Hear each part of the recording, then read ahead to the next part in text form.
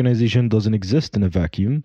There are people who depend on you, people who regulate you, people who supply you, and people who invest in you. Understanding what all of these parties need from you is not just good business. It's a requirement of ISO 9001.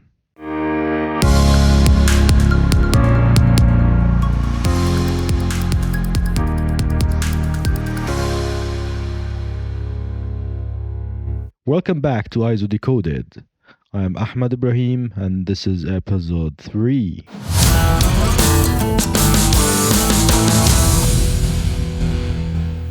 Last week in episode 2, we explored Clause 4.1, understanding your organizational context, the internal and external issues that shape your QMS. Today, we move to the next logical step, Clause 4.2, which is understanding the needs and expectations of interested parties. If Clause 4.1 is about understanding your environment, Clause 4.2 is about understanding your stakeholders. Who are the people and organizations that have a stake in your quality, and what do they expect from you? Clause 4.2 has 3 sub-requirements. Let me walk you through each one.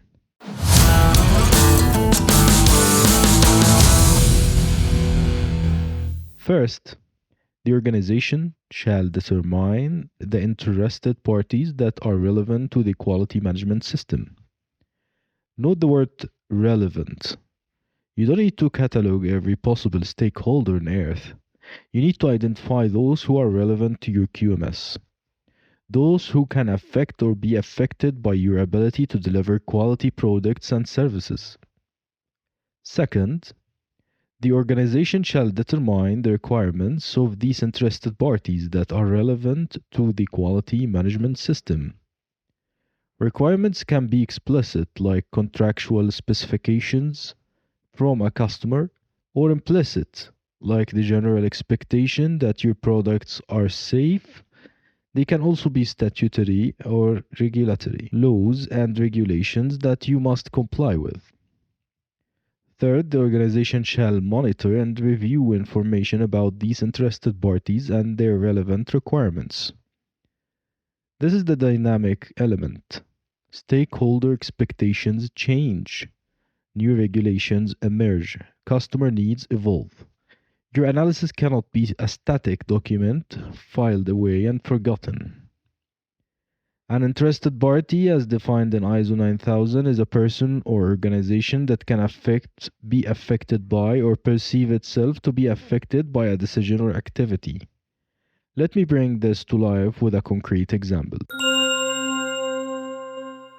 Imagine you run a medical device manufacturer.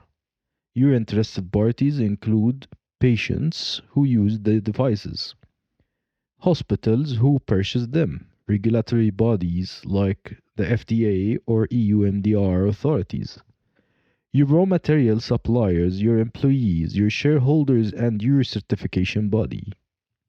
Each has different requirements. Patients need devices that are safe and effective. Hospitals need reliable delivery schedules and competitive pricing. Regulators require compliance with specific safety standards. Suppliers need clear specifications and timely payments. Employees need a safe working environment. Shareholders want profitability.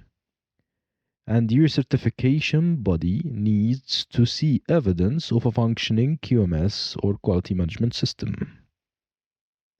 The statutory and regulatory requirements are especially important.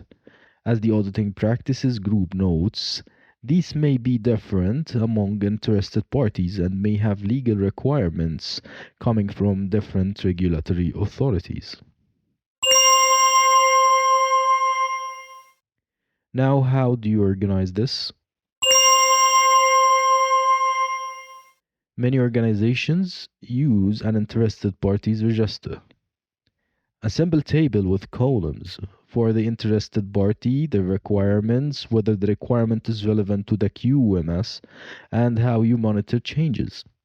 This is not a required document, but it is incredibly practical. Another approach is to embed this analysis into your management review process.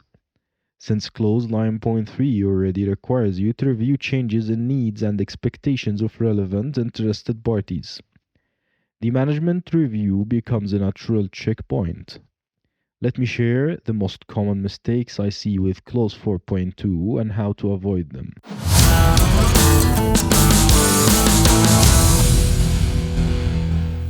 Mistake 1: creating a generic stakeholder list.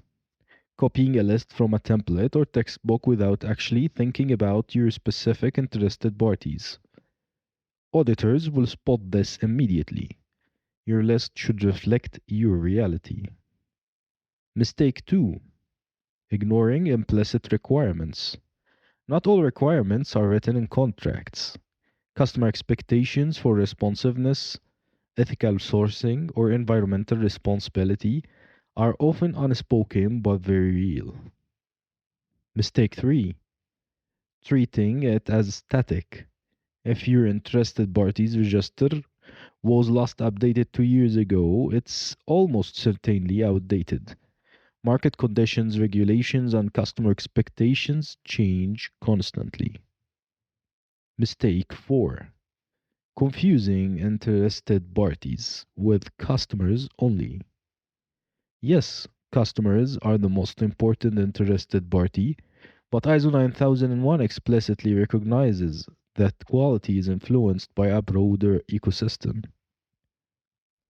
Mistake 5: not connecting to the rest of the QMS. Your interested party requirements should flow directly into your QMS scope, clause 4.3, your risk assessment, clause 6.1, and your quality objectives, clause 6.2. If your stakeholder analysis exists in isolation, it adds no value.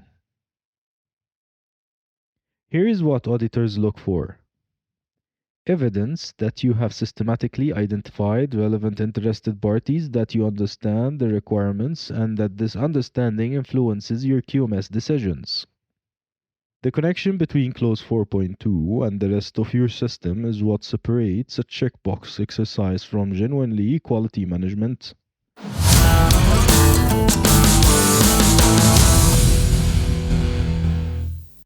To recap, clause 4.2 requires you to identify the interested parties relevant to your QMS and understand the requirements. Use tools like stakeholder mapping and an interested parties register. Make it a living analysis that you revisit regularly. And most importantly, connect your stakeholder understanding to the rest of your quality management system. Together, clause 4.1 and 4.2 from the intelligence layer of your QMS, you cannot plan effectively without understanding your context and your stakeholders.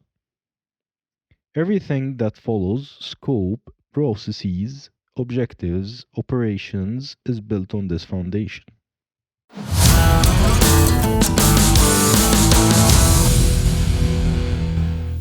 Next week in episode 4, we tackle clause 4.3, determining the scope of quality management system, and this is where you draw the boundaries. What is in your QMS, what is out, and what can you justifiably exclude.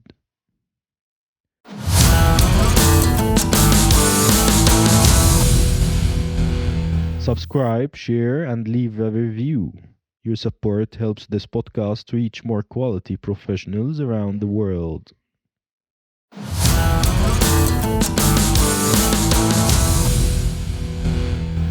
Until next week, keep decoding quality.